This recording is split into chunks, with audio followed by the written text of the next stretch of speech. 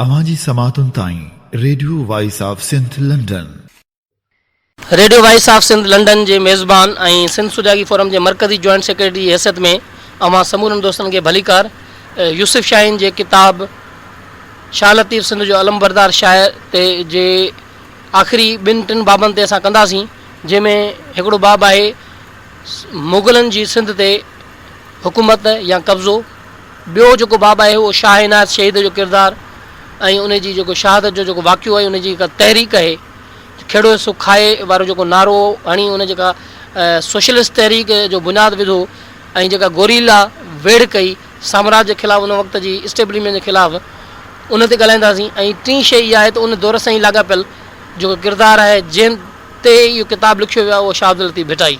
ऐं असांजो मक़सदु बि इहो आहे त तारीख़ माण्हू पढ़ंदो ई त रहिया त उन तारीख़ मां असां सिखूं त असां कहिड़ियूं ग़लतियूं कयूं या असां कहिड़ा कारनामा कया, उहे अॼु जी हालतुनि में या उन वक़्त जी जेकी सियासी समाजी हालतूं उहे कीअं हुयूं उन दौर में, ऐं उन्हनि सां असांजे माण्हुनि कीअं जो मुंहुं ॾिनो, ऐं अॼु जी हालतुनि में ऐं उन जी हालतुनि में कहिड़ो फ़र्क़ु हो ऐं कहिड़ियूं हिकु जहिड़ियूं हुयूं। ऐं उन वक़्त जे असांजे जेके सूरमन, असांजे जेके इनक़लाबी रहनुमाउनि जेको आहे कहिड़ी रीति उन्हनि हालतुनि खे तब्दील करण जे लाइ कोशिशूं वरितियूं, ऐं हिन वक़्तु असांखे कहिड़ी रीति उन्हनि हालतुनि खे तब्दील करण जे लाइ किरदारु अदा करणु घुरिजे, त उन ते ॻाल्हाए सघो था। हाणे बुनियादी ॻाल्हि इहा आहे त यूसुफ शाहीन जो जेको हीअ किताबु आहे तमामु पंहिंजे जोहर जे हवाले सां इंतिहाई अहम किताबु आहे। उन में ख़ासि तौर ते हिकिड़ी शइ त हुन न सिर्फ़ु शाह अब्दुल लतीफ़ भिटाई जे फ़िक्र खे हिकु क़ौमी सूरमे जी हैसियत में, हिकु इनक़लाबी शाइर जी हैसियत में, हिकु आज़ादी पसंदि शाइर जी हैसियत में उनजो तारीफ़ असांखे करायो आहे, पर उन सां गॾु जेको आहे उहो यूसुफ शाहीन उन वक़्त जी सिंध, बर सग़ीर ऐं पूरी दुनिया जी जेके हालतूं सियासी समाजी उन खां वाक़ुफ़ु कयो आहे।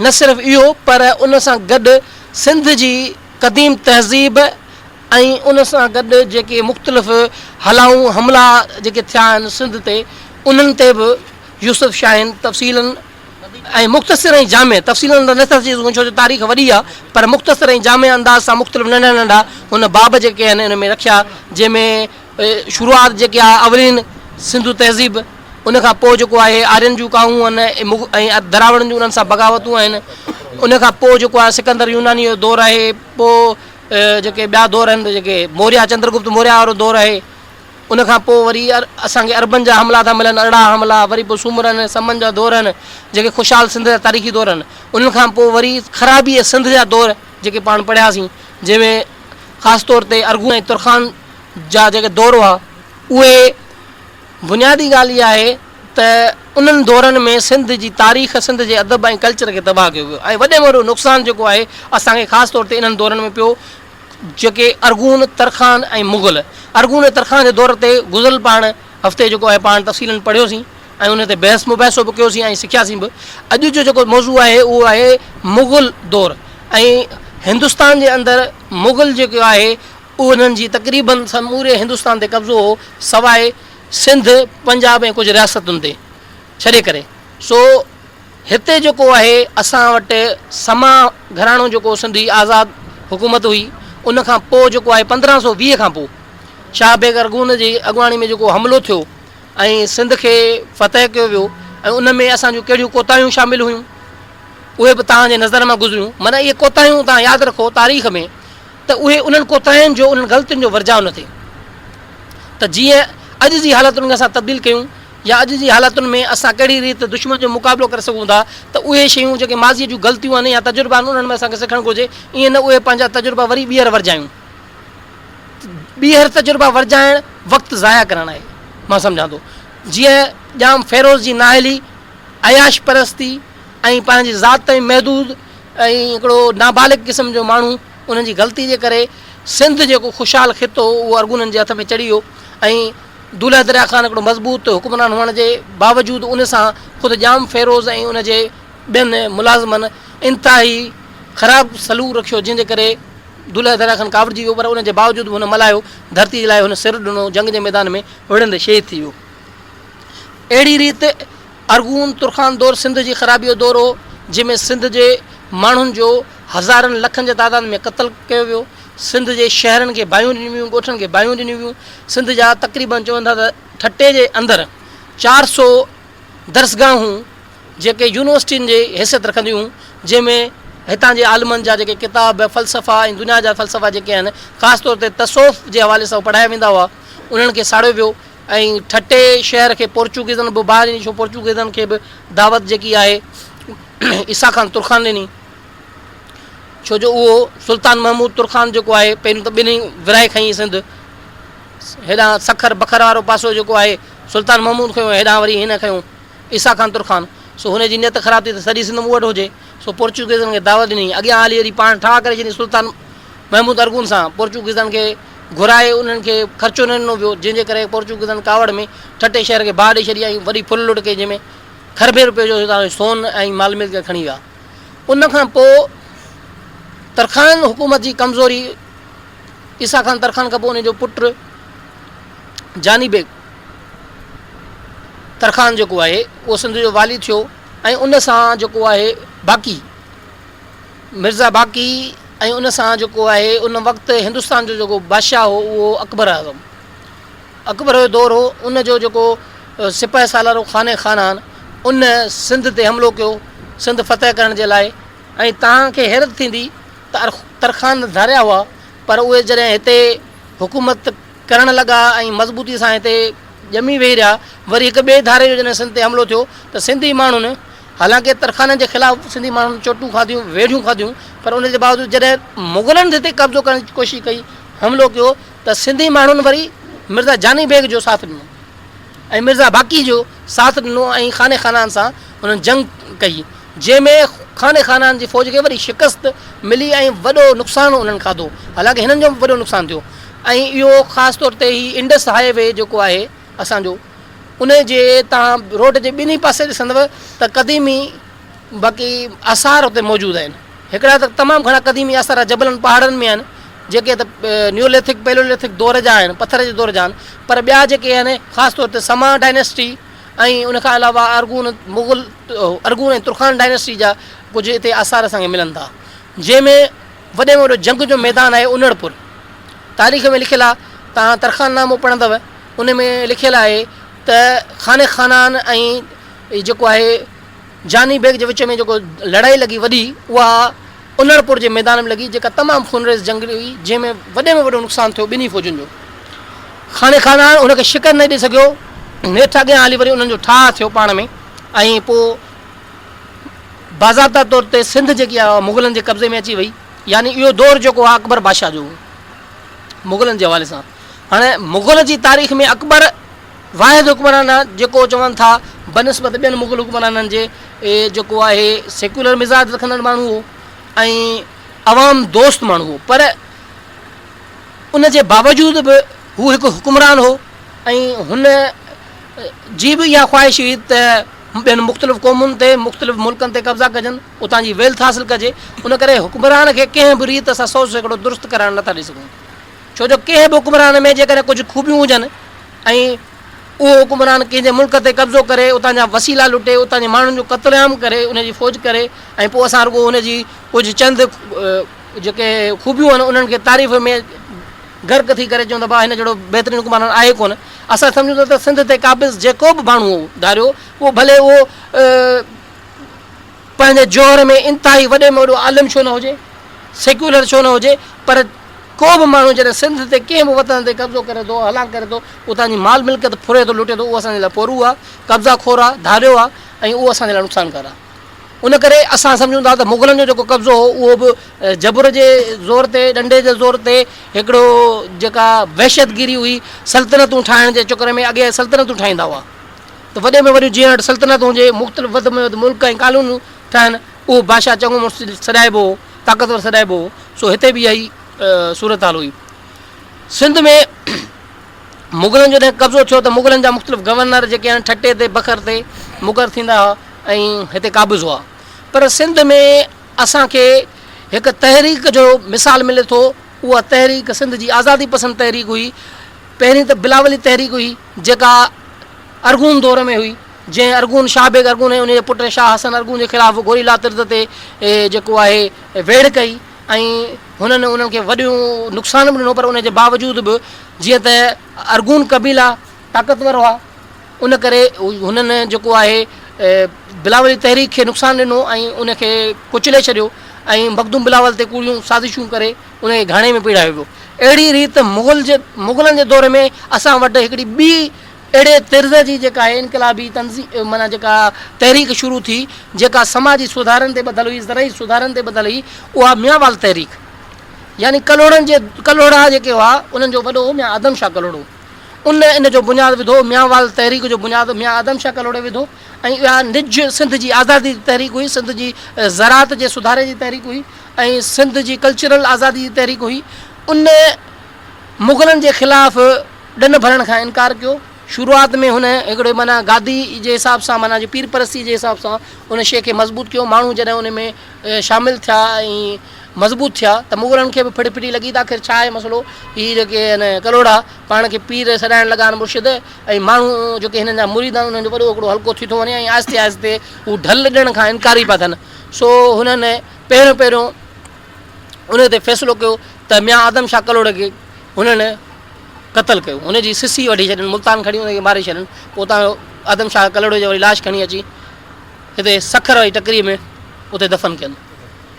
अहिड़ी रीति कलोड़नि जी उहा तहरीक मियां आदम शाह जे कलोड़े जी शहादत खां पोइ बि माठी न रही, पर उहा अॻे खां अॻरी रही, जंहिंजे नतीजे में मियां शाहुल मोहम्मद कलोड़े खे बि क़तलु कयो वियो। मियां शाहुल मोहम्मद कलोड़े खां क़तलु थियण खां पोइ मियां नसीर मोहम्मद कलोड़ो कलोड़नि में वाहिद हुक्मरान हो, जंहिं तक़रीबन अधु सिंध जेका आहे मुग़लनि खां जेको आहे आज़ादु कई ऐं उन ते हू हुक्मरान थियो ऐं मुग़लनि खे मुकमिल तौर ते ढल ॾियण खां इनकार कयईं ऐं इंतिहाई मज़बूत हुक्मरान हो। ॿी हिकिड़ी तव्हांखे हिकिड़ी ॻाल्हि ॿुधाईंदो वञा, ख़ासि तौर ते उत्तर सिंध में असां वटि तमामु वॾा वली ऐं बुज़ुर्ग सॾिया वेंदा आहिनि ऐं तमामु वॾे एतिराम सां हुनखे ॿुधो वेंदो आहे, जंहिंमें गाजी शाह जो नालो आहे, शाहपंज जो सुल्तान जो नालो आहे, शाह गोदड़े जो नालो आहे ऐं कुझु हिकिड़ी माई आहे ऐं कुझु ॿिया अहिड़ा किरदार आहिनि जंहिंखे माना हिकिड़ो बुज़ुर्ग जी हैसियत में हिकिड़े पीर जी हैसियत ॾिनी वेंदी आहे। बुनियादी तौर ते उहे मियांवाल तहरीक जा जर्नेल हुआ। गाजी शाह जेको आहे उहो खोसो आहे, इहो मियां नसीर मोहम्मद कलोड़े जो जर्नेल हो। अहिड़ी रीति शाहपंज जो सुल्तान जेको आहे उहो ॾहोट आहे ज़ात जो ऐं शाह गोदड़े जेको आहे उहो अबड़ो आहे ऐं शाह बहारो आहे। इहे बुनियादी तौर ते मियांवाल तहरीक जा जर्नेल हुआ जेके मुग़लनि जे ख़िलाफ़ वेड़ खाधियूं उन्हनि इनक़लाबी तौर ते ऐं गोरीला तिर्ज़ ते हुननि मुग़लनि खे चोटूं ॾिनियूं, उन्हनि खे बाक़ाइदे सिंध जे लाइ हुननि वॾी वेड़ खाधी। मियांवाल तहरीक जो इहो उरूज हो। मियां नसीर मोहम्मद कलोड़े खे मुग़लनि गिरफ़्तार कयो। उन खां पोइ मियां नसीर मोहम्मद जो पुटु जेको मियां दीन मोहम्मद आहे उहो हुकूमत ते वेठो, पर मियां नसीर मोहम्मद मुग़लनि जे उन जेको आहे क़ैद बंद मां भॼी आयो, कहिड़ी रीति वरी पोयां हुक्मरानी कई ऐं उहा हुक्मरानी हुनजी रही ऐं हू तिबई मौत मरी वियो। उनखां पोइ हुनजो पुटु जेको आहे मियां दीन मोहम्मद उहो हुक्मरान थियो ऐं मियां दीन मोहम्मद साॻी पीउ वारी पॉलिसी ऐं वॾे ॾाॾे आदम शाह वारी पॉलिसी इख़्तियार कई ऐं मुग़लनि खे ॾियण खां इनकार कयो, जंहिंजे करे मियां दीन मोहम्मद खे बि क़तलु कयो वियो। पोइ मियां दीन मोहम्मद जो ॿियो भाउ हो मियां यार मोहम्मद कलोड़ो, उन मुग़लनि सां ठाह कयो, मसलत वारी जेका पॉलिसी आहे इख़्तियार कई, माना पंहिंजनि वॾड़नि जे खून खे लोढ़े छॾियो। हुन सिर्फ़ु इहा हिकमत अमली पे हुन ॾेखारी त मुंहिंजी हिकमत अमली ऐं सिंध हुननि खां हासिलु कयां। उहा हिकमत अमली तहत हुन मुग़लनि सां ठाह कयो ऐं उन में हुन ख़ुदा यार ख़ान जा लक़ब वरिता ऐं सिंध जो जेको ख़ासि तौर ते हीउ मथियों इलाइक़ो आहे, सेवण खां वठी बखर ताईं मथे ताईं, इहो इलाइक़ो जेको आहे उनखे ॾिनो वियो। बाक़ी ठटे वारो जेको आहे उहो नवाब आज़म ख़ान उन वक़्त जो गवर्नर हो मुग़लनि जो। इन दौर में असांखे तमामु वॾो हिकिड़ो किरदारु आहे, उहो किरदारु आहे सूफ़ी शाह इनायत जोक वारो। सूफ़ी शाह इनायत असल में असां वटि हिकिड़ो वॾो मुंझारो आहे। असां वटि जेके सिंध जा सूरमा या जर्नेल हुआ उनखे शाह सॾियो वेंदो। शाह माना लक़ब आहे वॾो मोहतरम, शाह सैद न आहिनि। तक़रीबन असां वटि जेके बि इहे शाह सॾिया विया आहिनि सिंध जा जेके सूरमा उहे मुख़्तलिफ़ ज़ातुनि जा आहिनि। शाह इनायत ज़ात जो लांघा हो, शाह न हो, सैद न हो। जीअं शाहपंज जो सुल्तान तव्हांखे ॿुधायो ॾहोट हो, गाजी शाह खोसो हो, अहिड़ी रीति शाह इनायत जेको आहे उहो लांघा हो। शाह इनायत हिकिड़ी वॾी गादी सां लाॻापियल हो। तव्हांखे तारीख़ पढ़ंदव त लांघान जी मुल्तान में हुकूमत रही आहे ऐं बुनियादी तौर ते मुल्तान सिंध जी गादी हूंदो रहियो आहे। इहे सिंध आहे सॼी, ऐं इहे बुनियादी तौर ते मुल्तान वारे इलाइक़े जा, पर उन्हनि जूं ज़मीनूं जेके हूं ठटे में हूं। उन करे शाह इनायत जो जेको ॾाढो उहो हुते ज़मीनूं उन जूं हूंदियूं, उन जे करे उहो पंहिंजे ॾाॾे सां ईंदो। पोइ शाह इनायत मुस्तक़िल तौर ते पाण सुकून इख़्तियार कई हिते जोग शरीफ़ मीरामपुर में, ठटे हाणे टंडे मोहम्मद खान में आहे। सो उते हू रहियो, पंहिंजूं ज़मीनूं खेड़ियूं। पोइ उते हुन इहो निज़ाम क़ाइमु कयो। हुन चयो आउं ढल न ॾींदुसि। हुन ढल ॾियण खां मुग़लनि खे इनकार कयो ऐं हुन नारो ॾिनो जेको खेड़े सो खाए।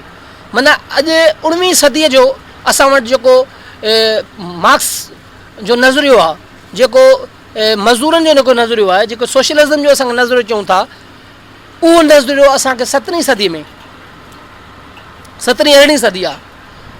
उन में शाह इनायत ॾिनो जेको खेड़े से खाए। हुन जो नारो हो त बाबा हीअ धरती अलाह जी आहे, हीअ धरती उन माण्हू जी आहे, जेको माण्हू महिनत करे थो उन खेड़े थो, उहो उन मालिक आहे, उहो खाईंदो, ढल भल कंहिंखे कोन ॾींदो। उन जे करे ओसे पासे जा समूरा हारी जेके हुआ उहे पंहिंजनि वॾेरनि खे, उन्हनि पीरनि खे, उन्हनि सैदनि खे, उन्हनि हुकुमराननि जी ज़मीनुनि खे छॾे शाह इनायत जूं ज़मीनूं खणणु लॻा, छो जो फ्री में हूं ऐं उहो जेको महिनत कंदो उहो खाईंदो। जंहिंजे करे वॾेरनि जागीरदारनि खे अची फिड़फिड़ी पई त भाई हिकिड़ी शइ आहे, हीअ असांखे नुक़सान थी ॾिए। पोइ हुननि शाह इनायत जे ख़िलाफ़ु चुगनियूं हयूं मुग़ल दरबार में। पहिरियों त कुझु कोन्ह थियो, पर हुननि मक़ामी जेके वाठा चऊं, वॾेरा चऊं, जागीरदार चऊं या पीर जूं गादियूं, उन्हनि ऐं कलोड़ा हुकुमरान जंहिंमें मियां यार मोहम्मद कलोड़ो मुलवस आहे, उन्हनि मिली करे शाह इनायत जे पुरतनि खे जे मथां हमिलो कयो, जंहिंमें कुझु पुरत शहीद थी विया, जिन जो केस जेको आहे शाह इनायत मुग़ल दरबार में विढ़ियो ऐं शाह इनायत उहो केस खटियो। उन केस जे खून बाह में जेके हारी जेके शहीद थी विया, उन जे खून बाह में शाह इनायत खे अञा वधीक ज़मीन मिली वई। वधीक जेका ज़मीन मिली उहा ज़मीन वधीक हारियुनि में हुन विराए छॾी। जॾहिं अञा वधीक सॼी सिंध जी कुंड कुछ हारी अची आहे, पोइ त हिननि खे वधीक फिड़फिड़ी थी। पोइ हुननि छा कयो, उतां जो जेको गवर्नर हो ठटे जो, उनखे पाण सां मिलाइनि नवाब आज़म खान सां, ऐं पोइ हिननि चुगलियूं हयूं त बाबा ही बग़ावत थो करे, मुग़ल शहनशाह जे ख़िलाफ़ु बग़ावत थो करे ऐं ॾंड ॾियण खां इनकार थो करे ऐं असांजे ख़िलाफ़ु बग़ावत थो करे, जंहिंमें मियां यार मोहम्मद कलोड़ो मुलवस हो। उन खां अलावा उन वक़्तु शाह अब्दुल करीम बुलड़ी वारो जेको साईं शाह अब्दुल लतीफ़ भिटाई जो वॾो ॾाॾो हो, उन जी गादी नशीन जेको हो शाह लतीफ़ साईं जो सोटो अब्दुल वासिर शाह ज़मींदार हो, पीर हो, उहो हमल जब्त नूर मोहम्मद पली जो, इहे उन वक़्तु ज़मींदार हुआ, वॾेरा हुआ।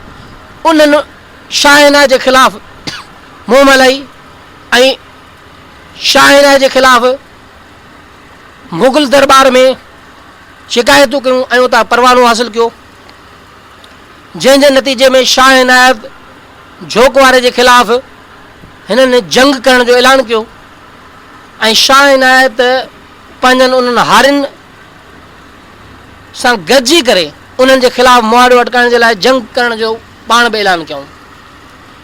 शाह इनायत जी जेका हीअ तहरीक हुई उहा पंहिंजे जौहर में इंतिहाई मज़बूत आज़ादी पसंद तहरीक हुई, ज़रई सुधारनि जी तहरीक हुई ऐं इनकलाब जी तहरीक हुई। उन में हुन रंग नसल ज़ात पात ऊच नीच नंढ वॾाई खां बालातर थी करे हिकु क़ौमियत जे बुनियाद ते हुन नारो हयूं ऐं शाह इनायत उहो फ़लसफ़ो ॾिनो त बाबा हिंदू मुस्लिम सभु सिख ईसाई जेके बि आहियूं असां हिकु आहियूं, हिकिड़ी क़ौम आहियूं ऐं असांजो जेको हेठियो तबिको आहे उहो पीढ़ियल तबिको आहे, उन्हनि सां ज़ुल्म आहे, उहो ॾींहुं राति महिनत करे थो, खेड़े थो ज़मीन ऐं उनखे कुझु बि कोन थो मिले। उनजे करे हीअ ज़मीन असांजी आहे, जेको महिनत करे उहो खाईंदो, वॾेरनि जागीरदारनि खे कुझु न ॾिनो वेंदो, जंहिंजे करे वॾेरा उनजा बाग़ी थी विया ऐं हुननि मीरापुर जोग शरीफ़ ते जेको आहे हालांकि हमिलो कयो, उहो जंग जेका आहे उहा उन्हनि हारियुनि में ऐं मुग़ल जी फ़ौज ऐं कलोड़नि जी फ़ौज सां गॾियल तौर ते जेका ज़मींदारनि सां जेका जंग हली आहे उहा 6 महीना जंग हली आहे। तारीख़ जा किताब मुख़्तलिफ़ अंग अखर ॾियनि था, के लिखनि था हज़ारनि जे तादाद में, के लिखनि था 26,000, के लिखनि था 24,000। शाह इनायत जी जेका तहरीक आहे या शाह इनायत जो जेको किरदारु आहे उन ते हिन वक़्तु तमामु घणी तहक़ीक़ थी चुकी आहे। साईं जी एम सिंध जा सूरमा में जेके सूरमा ॼणा आहिनि उन में शाह इनायत शहीद सिंध जो सूरमो आहे, उन में साईं जी शाह इनायत जी तहरीक जे बारे में ऐं शाह इनायत जी तारीख़ जे बारे में उन ॿुधायो आहे। उन खां अलावा मोहम्मद अली मांझी ठटे जो प्रोफेसर आहे, तमामु वॾो अदीब आहे, दानिश्वर माण्हू आहे, उनजी PhD आहे शाह इनायत ऐं उनजे सिलसिले जा शाइर। उन खां अलावा सूफ़ी हुज़ूर बख़्श जेको शाह इनायत जी गादी नशीननि मां आहे, पर हिकिड़ो इंतिहाई बाइख़लाक़ माण्हू ऐं क़ौमी सोच जो माण्हू, उनजो बि किताबु आहे सूफ़ी शाह इनायत ते। उन खां अलावा दानिश नवाज़ घांगुरो जेको आहे उनजो किताबु आहे सूफ़ी शाह इनायत ते। हींअर काफ़ी किताब अची चुका आहिनि सूफ़ी शाह इनायत जे किरदार ते। हीअ जेको किताबु आहे यूसुफ शाहीन जो, उन में बि शाह इनायत जे हवाले सां हिकिड़ो बाब शामिल आहे इन तहरीक जे हवाले सां। त शाह इनायत जो किरदारु तमामु अहम आहे। उहो 6 महीननि जो जेका जंग हली आहे मुग़लनि ऐं कलोड़नि ऐं पीरनि सां, इन्हनि वॾेरनि सां, उन में तक़रीबन 24,000 जेके आहिनि हारी जेके आहिनि उहे शहीद थी था वञनि। पर उनजे बावजूदि जेको आहे हुननि शिकस्त न खाधी आहे। शाह इनायत जे माण्हुनि शिकस्त न खाधी आहे, पोइ बि विढ़नि पिया।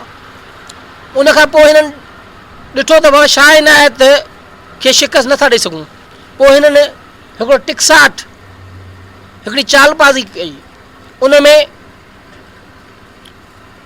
यार मोहम्मद कलोड़ो, हमल जत, नूर मोहम्मद पलीजो ऐं ॿिया कुझु चङा उन वक़्त जा मेड़ खणी, क़ुरान पाक खणी, अछो झंडा खणी ठाह हलाए विया त बाबा हाणे ख़तमु कयो जंग, खून ख़राबो बि थिए, तव्हांजे पासे बि असांजे पासे बि ठाह कयो। तंहिं ते शाह इनायत जा जेके पोइलॻ हुआ उन्हनि चयो त हीउ ढोंग आहे तव्हांखे फसाइण जो ऐं तव्हां न वञो। शाह इनायत खे चयनि तव्हां अचो, तव्हां सां ठाह कंदासीं, क़ुरान पाक ते साखी आहियूं। शाह इनायत चयो त मूंखे ख़बर आहे मूंखे धोखो ॾींदा, पर कलाम पाक जेको आहे उन जे साखी जे बुनियाद ते आउं वञा थो हिननि सां। शाह इनायत बुनियादी तौर ते वहदतुल वजूदी सूफ़ी हो। सिंध जो बुनियादी तारुफ़ जेको आहे उहो वैदिक फ़लसफ़ो आहे, वेदांत जो फ़लसफ़ो आहे, हिकिड़ाई जो फ़लसफ़ो आहे।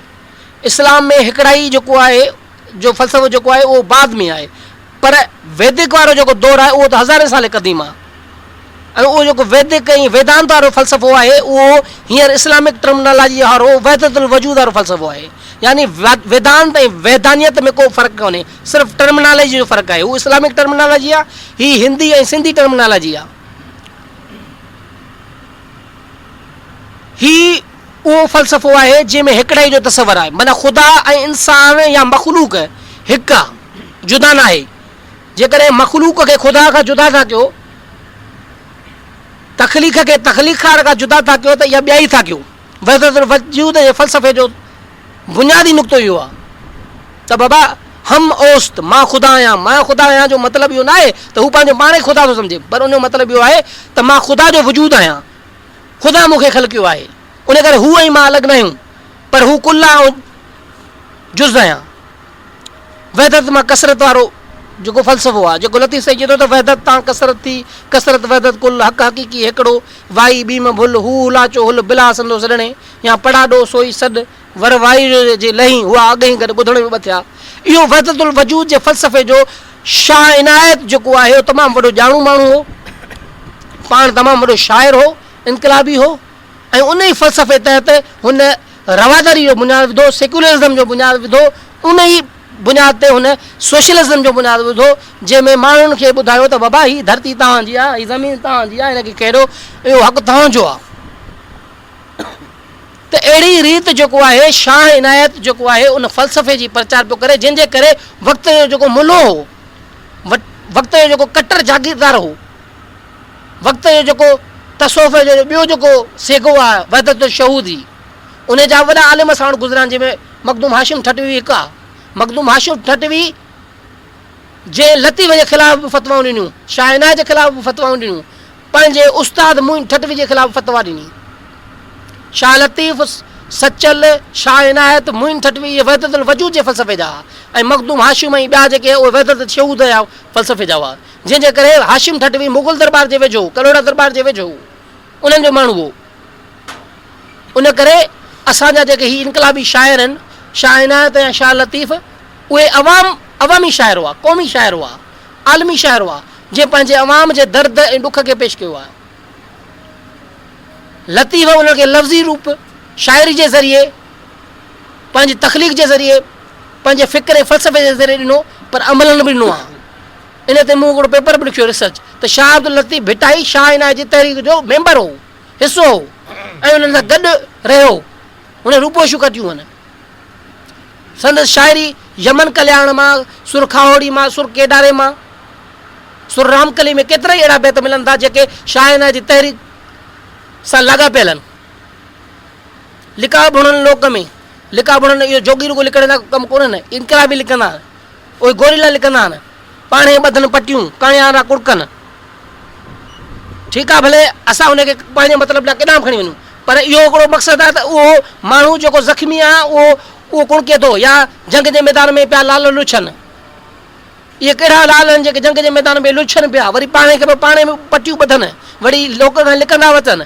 इनकलाबी गोरीला हुआ न, जिन जंगूं कयूं शाह इनायत जी तहरीक जी। शाह लतीफ़ जी पूरी डायरी आहे 30 ॾींहंनि जी, 31 ॾींहंनि जी, जेका उन्हनि सां गॾु हुन गुज़ारी आहे। आख़िरी ॾींहुं हुनजी मुलाक़ात थी आहे शाह इनायत सां, ऐं शाह लतीफ़ त मुइन 38 ईंदो ई ईंदो हो। मुइन 38 शाह इनायत दोस्त हुआ। शाह लतीफ़ जी हुन सां मुलाक़ात थी आहे। इन ते तारीख़ जूं साबितियूं मिलियूं आहिनि, कुझु रिवायतूं मिलियूं आहिनि त शाह इनायत खे जॾहिं कलाम पाक क़ुर जो वास्तो ॾेई वठणु आया त शाह इनायत उन्हनि सां गॾु वियो, ऐं उते ॾेठि शाह इनायत खे उन्हनि धोखो ॾेई उनजो सिर कलम करण जो हुकुम जॾहिं हुननि ॾिनो त शाह इनायत उते हिकिड़ो शेर फारसी जो पढ़ियो। उहो फारसी जो शेर हो, सरे दर कदम यार फिदा शुद च बजा शुद, सरे दर कदम यार फिदा शुद च बजा शुद, एने बार गिरा बूदे अदा शुद च बजा शुद। यानी सिर यार जे कदमनि ते फिदा थियो, सुठो थियो, इहो कुल्हे ते वॾो बार हो, अदा थियो, सुठो थियो। त शाह इनायत मुरकंदे पंहिंजो सिर जेको आहे पंहिंजी धरती, पंहिंजे माण्हुनि, पंहिंजे मक़सद, पंहिंजे फ़लसफ़े खे ज़िंदा रखण जे लाइ ॾेई छॾियो। अॼु बि शहीदाने गंज मीरापुर में मौजूदु आहे, उहा धरती अॼु बि ॻाढ़ी आहे रत सां, इज्तमाही क़बरूं दफ़न थियल आहिनि।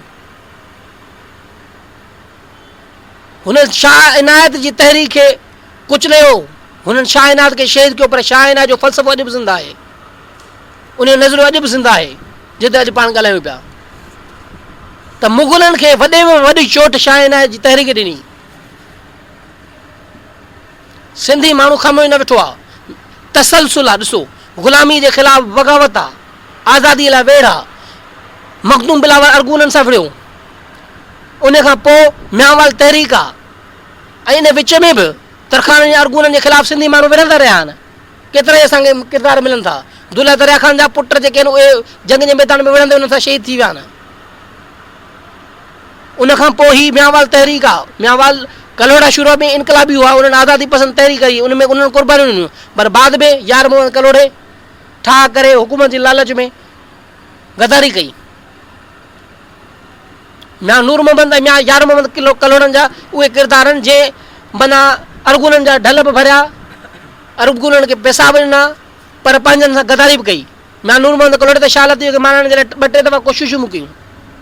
हिकिड़ो दफ़ो ज़हर जी दबली ॾिनई, ॿियो दफ़ो अड़ियल घोड़ी ॾिनई, टियों दफ़ो बि को हिकिड़ो वाक़ियो थियो उन में माने थियो। बहरहाल इहे हिकिड़ियूं रिवायतूं आहिनि, उन्हनि ते अञा वधीक तहक़ीक़ थियणु घुरिजे।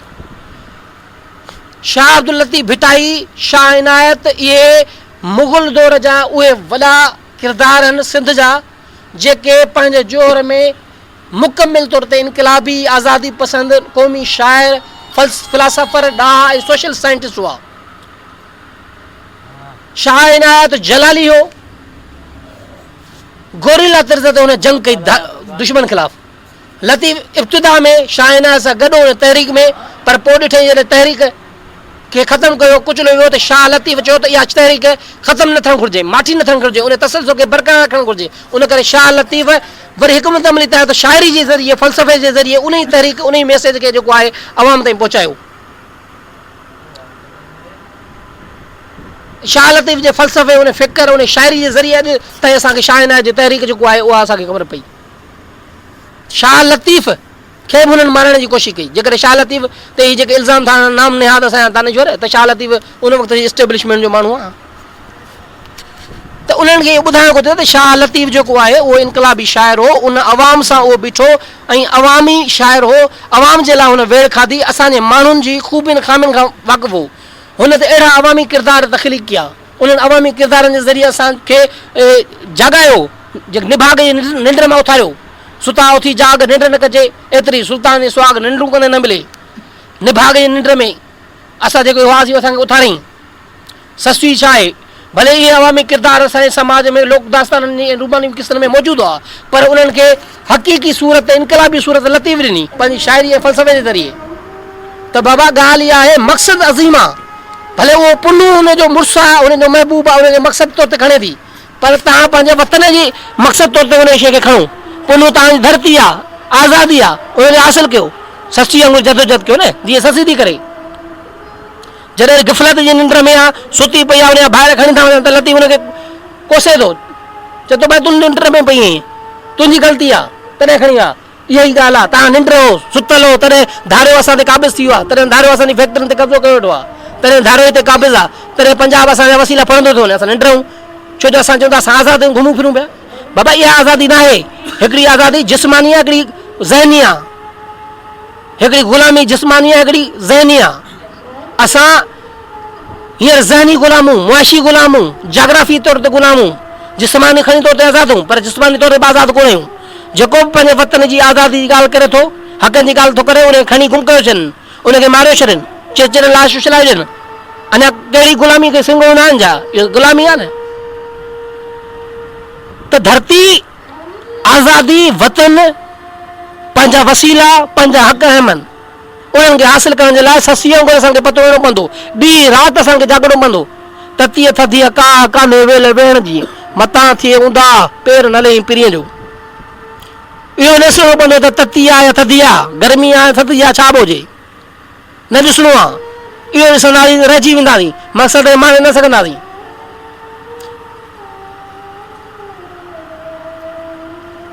अहिड़ी रीति मारवी जे ज़रिए लतीफ़ थो जाॻाए हुबल वतनी, पंहिंजे वतन सां मोहबत, पंहिंजे कल्चर सां मोहबत, पंहिंजी ॿोली सां मोहबत, पंहिंजी धरतीअ सां मोहबत, क़ुर्बानी ॾियणु, बर्दाश्त करणु, ज़ुल्म बर्दाश्त कयो, धारे वटि क़ैद हो त झुको न, पंहिंजी अज़मत खे बुलंद रखो।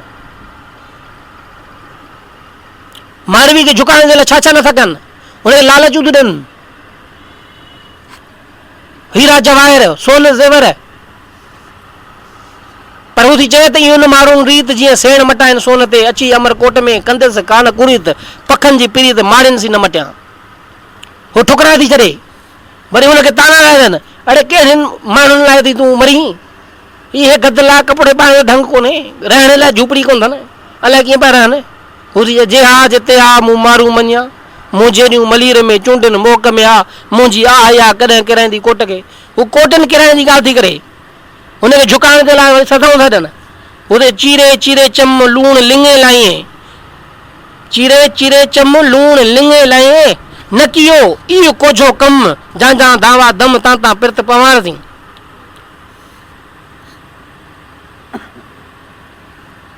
सुहिणी भले मोहबत जी अलामत आहे, पर हिकिड़ो बाग़ी किरदारु आहे समाज जो, वक़्त जी, समाज जी, उन्हनि मुद्दे खारिज रस्मुनि जे ख़िलाफ़ बग़ावत आहे। उन में मिसाल असांखे ॾे थो लतीफ़, हर किरदार में असांखे ॿुधाए थो। घड़ो भॻो मुंद मुई वसीला विया, तंहिंखां पोइ सुहा सुहिणी सर में यार जा।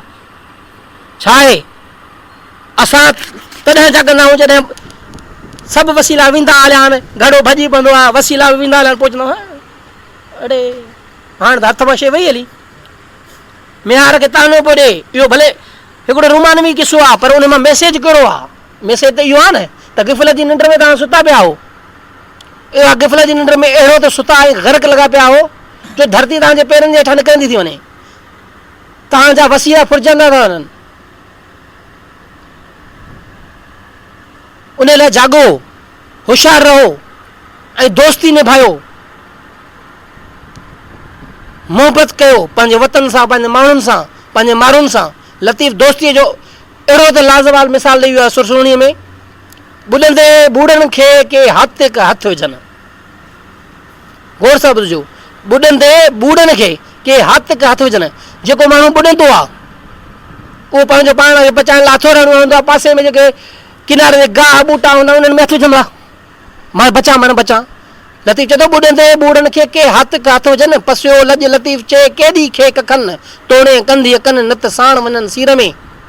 माना उहे कख पख जेके आहिनि उहे तव्हांखे सहारो ॾेई या त बचाए किनारे ते पुॼाए छॾींदा आहिनि, न त तव्हां सां पट जी लुड़ी वेंदा आहिनि गॾिजी। दोस्ती इहा आहे, क़ुर्बानी इहा आहे। सिखो, लतीफ़ पंहिंजी हर सुरमी जे ज़रिए इनकलाब आणे थो। उन वक़्त जूं सियासी समाजी हालतूं अहिड़ियूं हुयूं जो असां कट्टर जागीरदारी मुआशिरे जा में रहूं पिया। हिकिड़े तरफ़ कट्टर मुग़ल हुक्मरान औरंगज़ेब जूं पॉलिसियूं, जहांगीर जूं पॉलिसियूं, उन जे पोयरनि जूं पॉलिसियूं, जिन मज़हबी इंतहा पसंदी मड़े सॼी दुनिया में मड़े भरे सघी हिंद में नफ़रतुनि जो ॿिज पैदा कयो, क़त्लो ग़रत कया, पंहिंजे सूफ़ी मिज़ाज भाउ जेको आहे दारा शुकुर खे मारायो, सरमद जेको ठटे वॾो दरवेश हो उनखे क़त्ल करायो। उहे पॉलिसियूं सिंध ते असरअंदाज़ थियूं। सिंध में उन्हनि जा वाठा हिते पैदा थिया जिन उहे पॉलिसियूं इख़्तियार करे शाह इनायत खे शहीद कयो। खोड़नि वारो वाक़ियो थियो। इहे वाक़िया इन्हनि दौर में आहे त असां उन वक़्तु शाह लतीफ़ जे दौर में शाह लतीफ़ ॾिठो त सिंध घणनि रुखनि ख़तरनि जो शिकार आहे, जीअं अॼु जे दौर में सिंध घणनि रुखनि खां शिकार आहे ख़तरनि जो। उन वक़्तु हिकिड़े पासे मुग़ल साम्राज आहे, ॿियो पैन इस्लामिज़म जो ख़तरनाक नज़रियो जंहिंमें जहालत जे ज़रिए माण्हुनि में तफ़रक़े बाज़ी नफ़रतुनि जा ॿिज छटिया पिया विया। टे पासे करोड़नि जी जागीरदार हुकूमत, पीर परस्ती, मथां वरी उहो फिरंगी पोर्चुगीज़ ऐं फिरंगी अंग्रेज़ जेके आहे लही चुका। 1635 में पहिरीं कोठी उन्हनि भरे सघे हिंद में क़ाइमु कई आहे। अंग्रेज़नि ईस्ट इंडिया कंपनी जेकी आहे उन पहिरीं कोठी ते 1635 में हिते लॻाई आहे। माना लतीफ़ इन शहर खां वाक़ुफ़ हो, उन वक़्त जी सियासी समाजी हालत खां वाक़ुफ़ हो। लतीफ़ ॾिठो त सिंध जंहिं दौर में ख़ुशहाल आहे, असांजो कपिड़ो, असांजा सोन जवाहरात हीरा मोती अलाए छा जो छा वापार असांखे सॼी दुनिया में वेंदा हुआ। असांजा माण्हू ॿेड़िया था, वापारी हुआ, नाखिया हुआ। सो साम्हूं ॾींहुं पियो तव्हां उन में अंदाज़ो लॻे सघंदा। लंका लोपे आया, जेको लंका खे लोपे आया।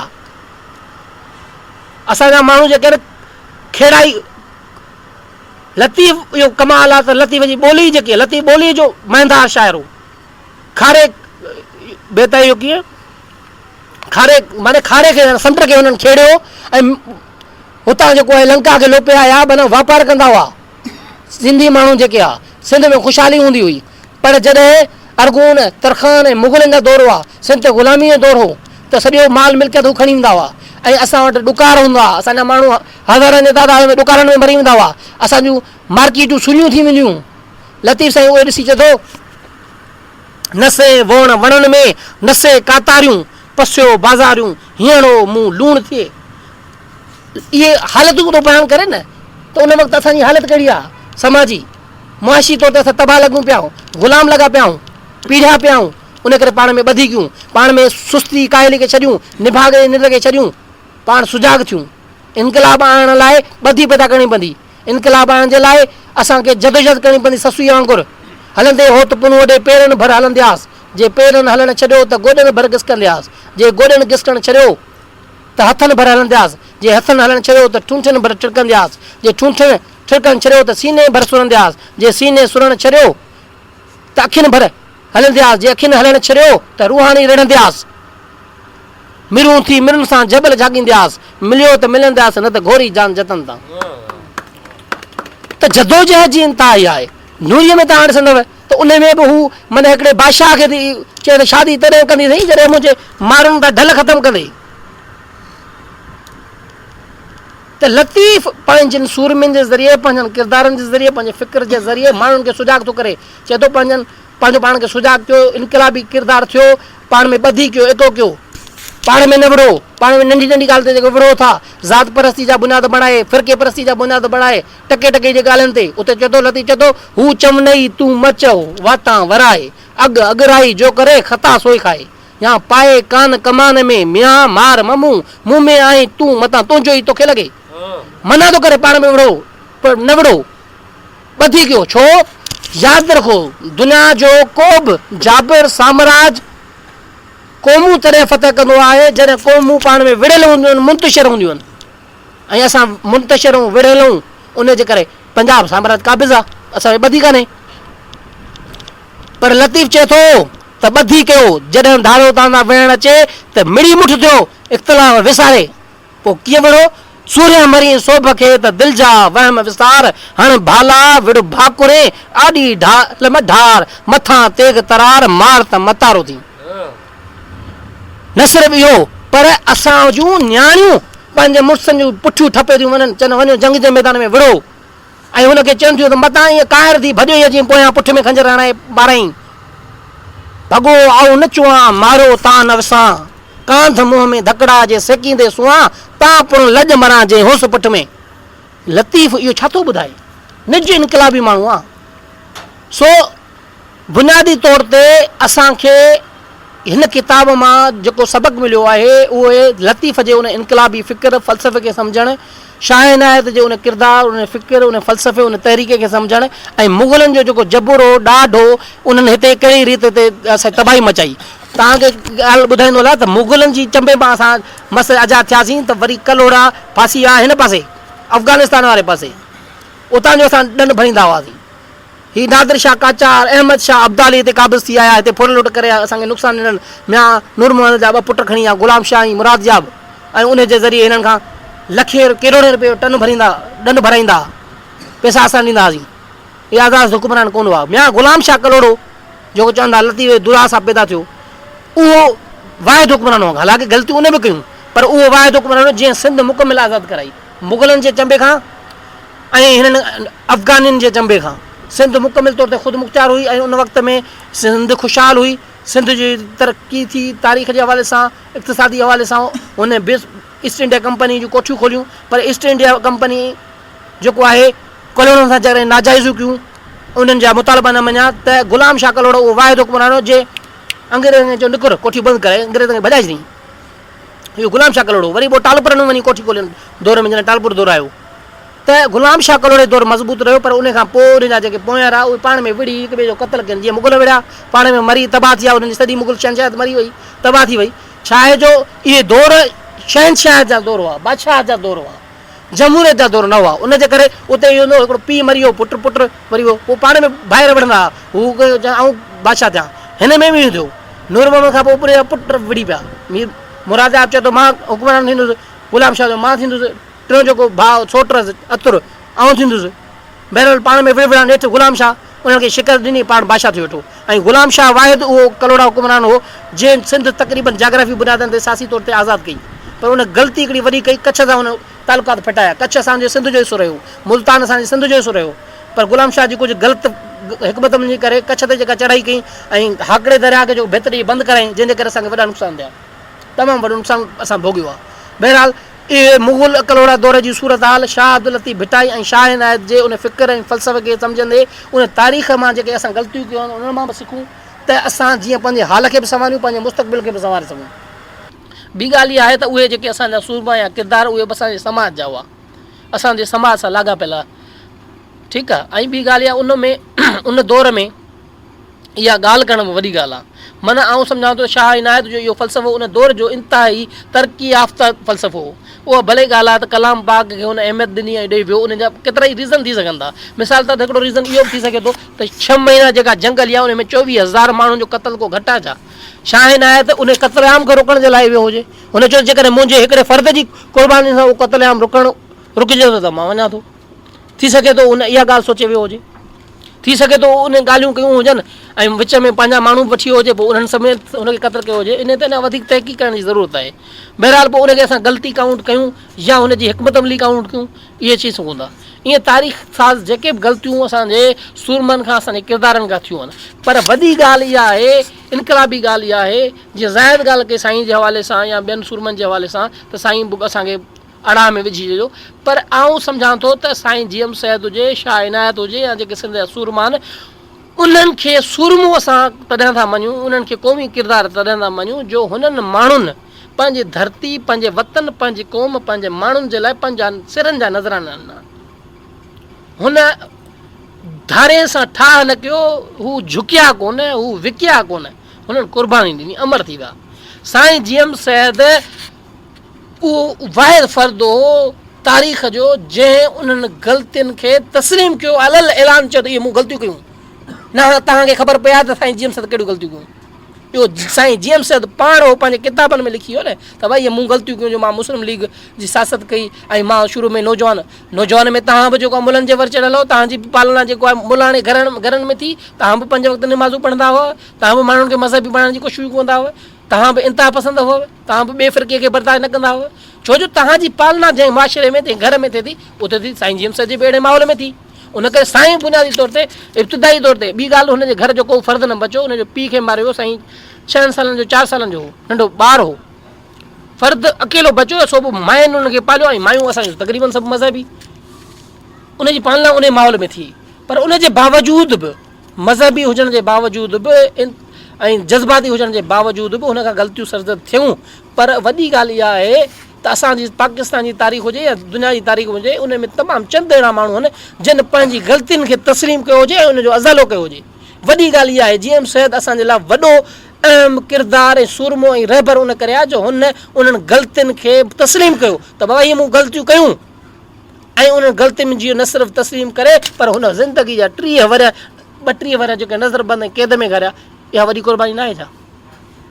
हुन अहिड़ो नज़रो ॾिनो जेको फ़िकुर फ़लसफ़ो जेका क़ौम छिड़ विछड़ कबीलनि में क़ौमियतुनि में ज़ातियुनि में विरहायल हुई उनखे मुड़ी मुट करे हिकु जदीद क़ौम पासे इहो नज़रो ॾेई असांखे हिकिड़ो अल ऐलान, हिकिड़ो आइन ऐं हिकिड़ो नज़रियो, हिकिड़ो फ़लसफ़ो, हिकिड़ो फ़िकुर ॾेई वियो।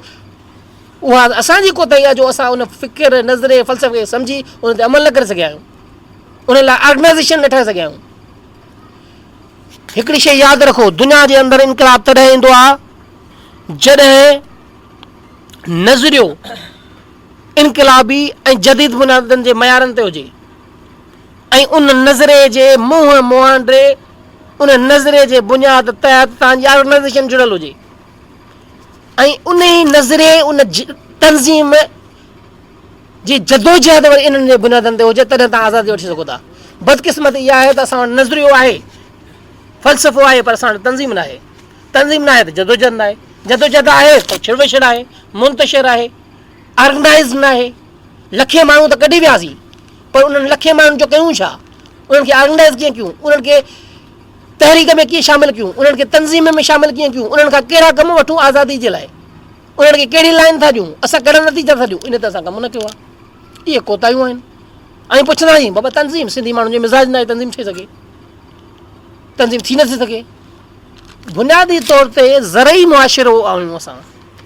दुनिया जे अंदरि जिथे बि ज़रई मुआशिरो हूंदो आहे उहो ज़रई मुआशिरो फ़र्दनि जे पुठियां हूंदो आहे, बुत ठाहींदो आहे, बुतनि जी पूॼा कंदो आहे। असां वटि फ़र्द ठाहे पूॼा विया, असां बुत ठाहियासीं। सनती जेके दौर हूंदा आहिनि, सनती जेके मुआशिरा हूंदा आहिनि, उन्हनि में तंज़ीम साज़ी ईंदी आहे, यूनियन साज़ी उन्हनि में थींदी आहे। पाण तक़रीबन ज़राती मुआशिरो हुयूं, पर हींअर सिंध में सनती दौर अंधो मंडो हले पियो। उन करे असां पंहिंजी सियासत जी शुरूआत कराची खां कई, छो जो कराची सनती ज़ोन आहे, हब आहे, ऐं कराची में तंज़ीम साज़ी थी सघे थी। उहा तंज़ीम साज़ी असांजे ॻोठनि में नथी थी सघे, पर जॾहिं असां कराची में उनजो मज़बूत बुनियाद विझी वियासीं त यकीन ॼाणो त उन जा पेर सॼी सिंध जी कुंड कुर्च में कराची समेत पइजी वेंदा, छो जो कराची सिंध जी दिलि आहे, कराची सिंध जी मईशत आहे, कराची सिंध जी करंगे जी हॾी आहे। कराची वाहिद शहर आहे जेको न सिर्फ़ु समूरी सिंध खे पाले थो, पूरे पाकिस्तान खे पाले थो, दुनिया खे पाले थो। उन करे असांखे सम्झणो पवंदो त साईं GM सैद जे नज़रे फ़लसफ़े सां गॾु दुनिया जे फ़िक्रनि फ़लसफ़नि खे बि पढ़ूं, साइंस खे बि पढ़ूं, जदीद निज़ामनि खे बि पढ़ूं ऐं मौजूदा हालतुनि ते बि गहरी नज़र विझूं त सिंध में छा थो वापरे। हिन रीजनल हालतुनि ते पाकिस्तान, हिंदुस्तान, अफ़गानिस्तान, ईरान, शाम ऐं ॿियनि मुल्कनि में जेके हालतूं तब्दील थियनि पियूं, इनकलाब रद्द इनकलाब अचनि पिया, या ही बग़ावतूं पियूं थियनि, शोहियूं थियनि, तुर्की जो हमिलो पियो थिए कुर्दनि ते, इहे मामला पिया थियनि, इहे छा आहे उन्हनि ते नज़र रखणु घुरिजे। दुनिया जी हालतुनि ते नज़र रखणु घुरिजे, दुनिया जूं हालतूं कीअं तब्दील थियूं थियनि, दुनिया जे सुपर कुवतुनि जो जेके आहिनि उन्हनि जा मुफ़ाद धरती ते कहिड़ा आहिनि, मुख़्तलिफ़ मुल्कनि में कहिड़ा आहिनि, कहिड़ी रीति असां आज़ादी वठी सघूं था, उन्हनि ते डिस्कस करणु घुरिजे, तॾहिं असां कमु करे सघूं था। उन करे पहिरियों मरहलो आहे त तव्हां ख़ुशनसीबो, तव्हां वटि नज़रियो आहे, तव्हां वटि फ़िक्र ऐं फ़लसफ़ो आहे। हाणे ज़रूरत इहा आहे त उन फ़िक्र ऐं फ़लसफ़े जे मुंहुं ऑर्गनाइज़ेशन ठाहियो, तंज़ीम ठाहियो। हीअ बुनियादु आहे न, हीअ असां बुनियादु पिया विझूं, तंज़ीम जो बुनियादु पिया विझूं न। तंज़ीम छा खे चइबो आहे? तंज़ीम राब्तेकारी जो नालो आहे। तंज़ीम छा जो नालो आहे? नज़्म ज़ब्त जो आहे, उसूलनि जो आहे। तंज़ीम छा जो नालो आहे? नेटवर्क जो नालो आहे न। पाण नेटवर्क ठाहियूं पिया, राब्तो बि कयूं पिया, नज़्म ज़ब्त बि कयूं पिया, तरबियत बि कयूं पिया। बुनियादु आहे, शुरूआत आहे न। आहिस्ते आहिस्ते हिनखे मैच्योर कंदासीं, हिनखे मैच्योर करे पोइ सॼी सिंध ताईं पकड़बी। तॾहिं असां जॾहिं मज़बूत थियासीं, ऑर्गनाइज़ेशन ठाहे वियासीं त इनकलाब पोइ देरी कान्हे। हिकिड़ी शइ यादि रखो, असांखे लखे माण्हुनि जो झुंड न खपे, असांखे 1000 माण्हू अहिड़ा मुनज़िम ऐं बाख़लाक़ बाकिरदार खपनि जेके 1000 माण्हू करोड़ माण्हुनि जे बराबरि हुजनि। छो जो हिकु माण्हू जे पोयां 1000 माण्हू हुजनि। तव्हांजो किरदारु, तव्हांजो अमल, तव्हांजी क़ाबिलियत अहिड़ी हुजे, तव्हांजे हिकिड़े सॾे ते 1000 माण्हू पोयां अची वञनि। त असांखे हिन शइ खे सम्झणो पवंदो। उन खां अलावा को सुवालु रहिजी वियो हुजे त दोस्तनि जो? हा, दोदे सूमरे वारो। हाणे ॻाल्हि इहा आहे त सिंध जी तारीख़ सां वॾे में वॾो अलमियो इहो आहे त सिंध जी तारीख़ लिखी दरबारे न धारे माण्हू लिखी आहे। इहो त साईं GM सैयद हो, पीर इस्लामुद्दीन राशिदी हो, या डॉक्टर मुबारक अली आहे, या कुझु ॿिया असांजा लेखक आहिनि जिन सिंध जी तारीख़ खे क़ौमी बुनियादनि ते लिखियो। सिंध जी तारीख़ खे सही अवामी बुनियादनि ते लिखण जी कोशिशि कई ऐं उहे अवामी किरदार खणी आया, हुननि बुनियाद फ़राहम कया। हाणे उन्हनि ते वधीक जदीद तहक़ीक़ करण जी ज़रूरत आहे। दोदे सूमरे जे हवाले सां बुनियादी तौर ते डॉक्टर अहमद सूमरे जी पंहिंजी थियरी करे। डॉक्टर अहमद सूमरे जो बुनियादु वरी MH पंवर आहे। हू MH पंवर जो हवालो थो ॾे ऐं MH पंवर सिंध जो तमामु वॾो नालो आहे, ज़रई साइंटिस्ट माण्हू आहे, पर हुन तारीख़ ते आर्कियोलॉजी ते तमामु वॾो कमु कयो आहे। सूमरा दौर ते हुनजो किताबु लिखियलु आहे, उहो साबित थो करे। हू थो चए दोदे सूमरे जो किताबु फर्ज़ी आहे। मुंहिंजो हुन सां सदाईं बहस थींदो रहियो आहे अहमद सूमरे सां, छो जो असां जेके बि क़ौमी सूरमा आहिनि, हीरोज़ आहियूं, उन ते प्रोग्राम करण खां पहिरियों हिकिड़ी डॉक्यूमेंट्रीज़ ठाहींदा आहियूं, वीडियो डॉक्यूमेंट्रीज़, ऐं उन ते हिकिड़ो रिसर्च पेपर ॾींदा आहियूं, हिकिड़ो आर्टिकल लिखंदा आहियूं जिन ते हू तनक़ीद कंदो आहे। पोइ असांजा जज़्बाती दोस्त जेके हूंदा आहिनि उहे वरी हुनखे गारियूं ॾींदा आहिनि, पर मां चवंदो आहियां त बजाए गारी ॾियण जो तव्हां दलीलनि सां उन्हनि दोस्तनि खे जवाबु ॾियो, हुनखे मुतमिन कयो न। छो जो हू बि किताब जे हवाला थो ॾिए न, तव्हां बि किताबनि जो हवालो ॾियो। मूं हुनखे जवाबु ॾिनो आहे त बाबा ॻाल्हि इहा आहे त हिकिड़े किताब ते तव्हां बुनियादु बणाए तव्हां चओ त इहो वाक़ई कूड़ो आहे, इहो ग़लति आहे या इंतिहा पसंदी आहे। मूं बि इन ते थोरो कमु कयो आहे, इन ते कमु कयां पियो। ऐं ॿियो अहमद सूमरे PhD कई आहे सूमरा दौर ते, उन करे बि हुनजो इहो रायो इहो आहे। ठीकु आहे दोस्त असांजो, ॻाल्हि इहा आहे त तारीख़ में वाक़ई इहा शइ ज़रूरु आहे त सिंध जी सूमरा तारीख़ में, सूमरा दौर में 4 दौदा गुज़रिया आहिनि ऐं चइनी दौदनि जे दौरनि में अलाउद्दीन खिलजी जो दौरु न गुज़रियो आहे। उन में 100 साल जो फ़र्क़ु आहे। उन जे बुनियाद ते MH पाण उन किसे खे रद्द करे त इहो किसो ई फर्ज़ी ऐं कूड़ो आहे, पर मुंहिंजो नुक़्तो नज़र उन जे बारे में इहो आहे त इहो किसो कूड़ो न आहे, पर इहो पॉसिबल आहे त अलाउद्दीन उहो हमिलो न कयो हुजे, उहो अलाउद्दीन खिलजी न हुजे, उहो हिंदुस्तान वारो सुल्तान अलाउद्दीन न हुजे, ॿियो को अलाउद्दीन हुजे। ऐं उन ते हिकिड़ी राय इहा आहे, उन ते असां कमु कयूं पिया, रिसर्च हले पई, उहो इहो आहे त उन वक़्तु बि सूमरनि ऐं गुजरनि जूं पाण में लड़ायूं हुयूं ऐं दोदे जो जेको पीउ हो, टे जो उहो गुजरनि जी माई भॼाए आयो हो, जंहिंमां चनेसर पैदा थियो हो। चनेसर जी घरवारी बि गुजराणी हुई। तव्हां किताबु पढ़ो मलूक लोंडे जो, तारीख़ में वेड़ सेवा नाहे ॿी वाह, हुन बाक़ाइदे हुन ते सूमरा दौर ते ॾाढो ज़बरदस्ती तज्ज़ियाती मज़मून लिखियो आहे। उन में हुन ॼाणायो आहे त इहो बि इल्ज़ाम आहिनि त भाउ मां खां पुछणु वियो, उन करे हुनखे कोन पग ॾिननि। जदीद सिंध जो मुताले में बि इहा शइ आहे। हुन में हुन ॼाणायो आहे त असुलु ॻाल्हि इहा हुई त गुजर ऐं सूमरा पाण में तारीख़ तौर ते विढ़ंदा हुआ, हुननि जा तज़ाद हुआ, मायूं हिन खयूं, उनजे करे हुन वेड़ो आहे। पर जॾहिं भूंगर मरी वियो त उनजी चनेसर जी जेकी माउ हुई उहा गुजर, चनेसर जी जेका ज़ाल हुई उहा बि गुजर। उन करे गुजरनि पंहिंजे माइनि जे ज़रिए हिकिड़ी खेॾ बि खेॾी त बाबा इहा सूमरनि जी हुकूमत असांजे हवाले थी वञे, चनेसर खे तख़्त जे ज़रिए ॾेई। उनजे करे उहा भुणक पइजी वई दोदे वारनि खे, उन्हनि जे वॾेरनि खे।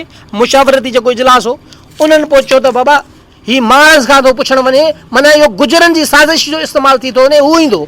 उन करे हुन माउ या औरत जी मुख़ालफ़त न कई, हुन इहा ॻाल्हि कई त हालांकि दोदे हुनखे ऑफर कई त बाबा मां कोन थींदो, मुंहिंजो वॾो भाउ अचे, उनखे कयो। पर जॾहिं इहा ॻाल्हि वाज़े थी, उन खां पोइ सभिनी फ़ैसिलो ॾिनो दोदो थींदो। पोइ चनेसर छा कयो, चने सर अलाउद्दीन खिलजी सां को माइटी हसिया ॾेई वियो चने सर गुजर माइट अथसि न मां जा जेके साहुरा मां जा जेके आहिनि पेका जेके चऊं उहे केरु हुआ उहे गुजर हुआ ज़ाल जा केरु आहे पेर उहे बि गुजर हुआ त हू गुजरनि ॾे वेंदो न या होॾे वेंदो अलाउद्दीन खिलजी ॾे ऐं गुजर पावरफुल आहे उन वक़्तु सो असांजी तहक़ीक़ आहे कुझु ॿिया दोस्त आहिनि उन्हनि जी इहा तहक़ीक़ आहे त उहो अलाउद्दीन गुजर हो जंहिं पंहिंजी बिरादरी खे वठी हला कई हमलो कयो जंहिंजे ख़िलाफ़ु दो बहादुरी सां विढ़ियो बहरहाल इन ते अञा वधीक तहक़ीक़ जी ज़रूरत आहे का बि हतमी राय नथी ॾेई सघिजे ठीकु आहे बाक़ी अलाउद्दीन खिलजी ऐं दौर में वाक़ई फ़र्क़ु आहे वॾो उन ते इहा आहे ऐं ॿी ॻाल्हि इहा आहे त सिंध जी रिवायतुनि में सिंध जो जेको शाइर आहे भट भान चारण आहे जेके सीना बिस्न असां शयूं अचनि थियूं उन में तब्दीली थिए थी ॾिसो लोक अदब छा आहे अवामी अदब आहे अदब जेको आहे जदीद जेको अदब आहे उन में इहो आहे तख़लीक़कार जी पंहिंजी तख़लीक़ आहे जेकॾहिं मां लिखां थो को किताब का कहाणी को मज़मून उहो उन जो तख़लीक़कार आऊं आहियां पर लोक अदब जो हिकिड़ो माण्हू तख़लीक़कार न आहे छो जो उहो लोक अदब अवामी अदब उन करे सॾाइबो आहे जो उहो सीने बि सीने अॻियां वधंदी आहे मिसाल तौर ते मूं का शइ चई उहा पहुती हिन ते हिन उन में ॿ टे लफ़्ज़ वधाए फेरे विधा हिन वरी उन खे अञा वधाए अॼु जी सूरत में उहो तब्दील थी करे ॼण हक़ीक़त खां उन जो रूप ई तब्दील थी वियो पर कुझु शयूं उन में रहंदियूं आहिनि उन करे उनखे ॾंद कथा चवंदा आहिनि या लोक अदब चवंदा आहिनि अवामी अदब चवंदा आहिनि जंहिंमें कुझु तारीख़ कुझु हक़ीक़त बि हूंदी आहे कुझु कूड़ बि हूंदो आहे त उन करे इहो कहाणी किरदारु जेको आहे उहो असांजो मशकूक ॼण थी वियो पर ईअं न आहे त उहो असांजो किरदारु आहे कोन उहो सिंध जो तारीख़ी किरदारु आहे जंग बि थी आहे ऐं सिंधी माण्हुनि क़ुर्बानी बि ॾिनी आहे पर इहो गुजरनि ऐं सूमरनि जी लड़ाई थी सघे थी दोदे जे हवाले सां जेका लतीफ़ शाइरी मिली आहे उन ते का वाज़े का अलामा नथी मिले पर के चवंदा अलामती बेत आहिनि शेखया जी आहे ॿियनि शाइरनि ॻायो आहे छो जो असां वटि लोक दास्तान तौर ते त खिलजी जो आहे न उहो त मिले थो उन करे असांजो जेके जदीद शाइर आहिनि उन्हनि त खयो आहे न लतीफ़ बि चयो आहे अलाउद्दीन खिलजी कोन चयो अथई लतीफ़ अलाउद्दीन जो आहे न लतीफ़ बि अलाउद्दीन चयो आहे पर अलाउद्दीन खिलजी कोन चयो आहे हाणे पोइ अलाउद्दीन कहिड़ो थी सघे थो हाणे आख़िर में ऐं तव्हां समूरनि दोस्तनि जो हिकु भेरो ॿीहर थोराइतो आहियां जो तव्हां पंहिंजो क़ीमती वक़्तु कढी आया ऐं असांजे स्टडी सर्कल में शामिलु थिया ऐं असां Radio voice of Sindh London जा थोराइता आहियूं जेको हमेशह वांगुरु असांजो हीउ जेको आवाज़ु आहे असांजो जेको हीउ क़ौमी प्रोग्राम आहे स्टडी सर्कल आहे या असांजा जेके लेक्चर थियनि था उन्हनि खे आवाज़ु ॾिए थो ऐं न सिर्फ़ु सिंध पर पूरी दुनिया ताईं पहुचाए थो असां उन्हनि जा बि थोराइता आहियूं ऐं आख़िर में आऊं बहसियत radio voice of Sindh London जे मेज़बान ऐं सिंध सुजागी फोरम जे मरकज़ी जॉइंट सेक्रेटरी जी हैसियत में अवां समूरनि दोस्तनि जो थोराइता आहियूं लख थोरा वरी अॻिए हफ़्ते हिकु नए मौज़ू सां असां तव्हांजे आॾो ज़ाहिर थींदासीं तेसीं ताईं इजाज़त सिंध सलामत साथ सलामत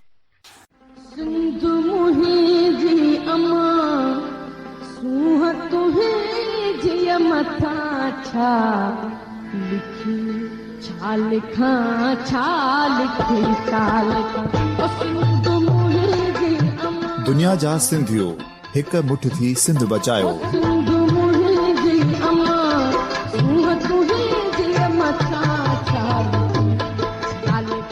सिंध जो क़ौमी आवाज़ Radio voice of Sindh London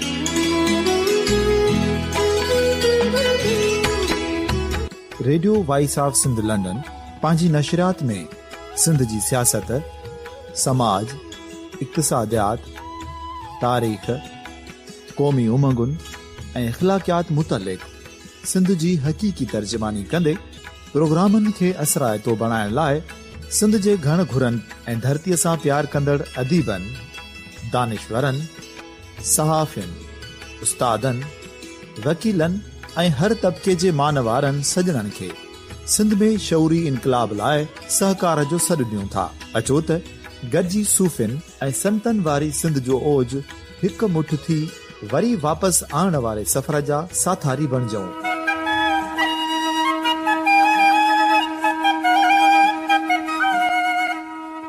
हिकु नए सुबुह जी शुरूआत जो पड़ाॾो घर घर ॻोठ ॻोठ ऐं शहर शहर ताईं पहुचायो शाल सिंध आबाद ऐं ख़ुशहाल थिए सिंधी माण्हू सुखियो ऐं सताबो थिए